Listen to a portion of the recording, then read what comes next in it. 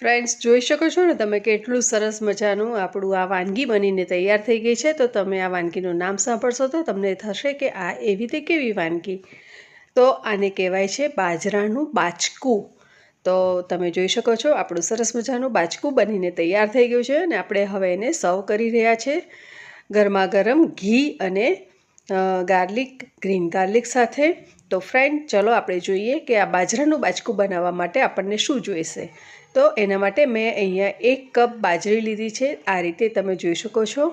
અને સાથે આપણે લેવાનું છે 1/2 કપ છોડાવાળી મગની દાળ અને સાથે આપણે લેવાના છે 1/2 કપ ચોખા.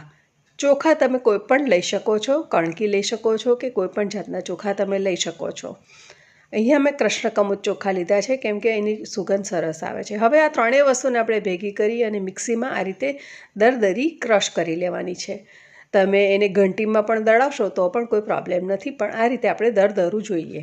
હવે આપણે મિક્સીમાં એક મોટો ટુકડો આદુનો લેવાનો છે અને લગભગ 5 થી 7 લીલા મરચાં લઈશું. આ મરચાં બહુ તીખા નથી એટલા માટે મેં લગભગ અહીંયા 7 થી 8 નંગ જેટલા લીધા છે. તમે તમારા ટેસ્ટ પ્રમાણે તીખા બનાવવા માટે જે પ્રમાણે જોઈએ તે પ્રમાણે લઈ શકો છો.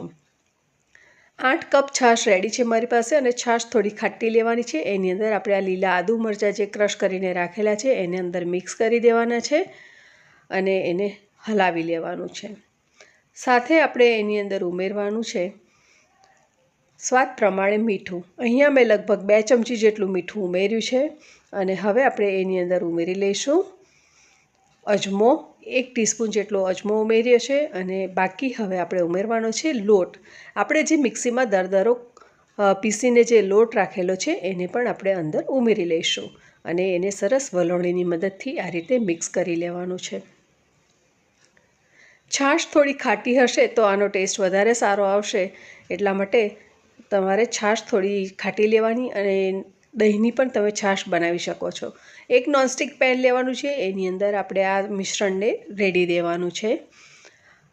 આ રેસીપી બનાવવા માટે તમે નોનસ્ટિકનો યુઝ કરશો તો વધારે સારું રહેશે, નહીં તો તમે જો હેન્ડોલિયમનો યુઝ કરશો તો રેસીપી તો તમારી સારી બનશે પણ તમારે એમાં સાવચેતી બહુ જ રાખવી પડશે.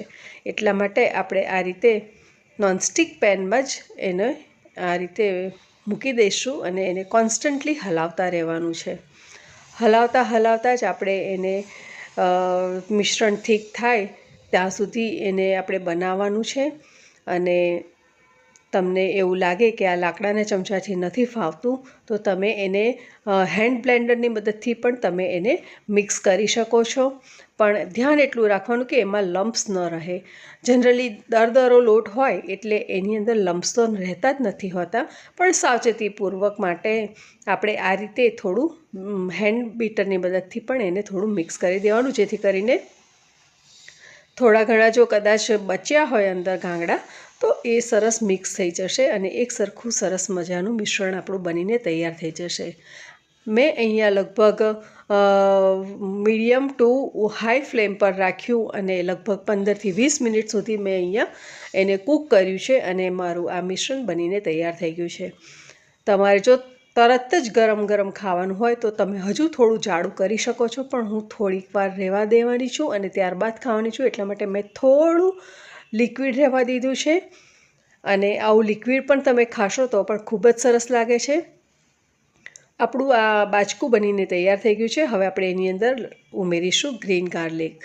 ગ્રીન ગાર્લિક તમે તમારા ટેસ્ટ પ્રમાણે વધારે કે ઓછું ઉમેરી શકો છો. મેં અહીંયા 3 ટેબલસ્પૂન જેટલું બારીક કાપેલું ગ્રીન ગાર્લિક ઉમેરેલું છે અને ગ્રીન ગાર્લિક ઉમેર્યા બાદ આપણે એને લગભગ 2 થી 3 મિનિટ સુધી ગેસ ઉપર થવા દઈશું.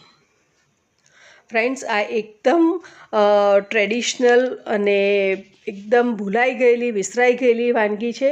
તો તમે આ વાનગીને છેલ્લે સુધી જોજો અને આ વાનગી તમારા ઘરે તમે જરૂરથી બનાવજો અને તમારું ફીડબેક અમને જરૂરથી લખજો કે તમને કેવી લાગી આ વાનગી. ખૂબ જ હેલ્ધી છે અને ખૂબ જ પૌષ્ટિકની સાથે સાથે એ વિસરાઈ ગયેલી વાનગી છે, જે ઓથેન્ટિક ડિશ કહેવાય ગુજરાતી, તે ઓથેન્ટિક ડિશ રેસીપી છે.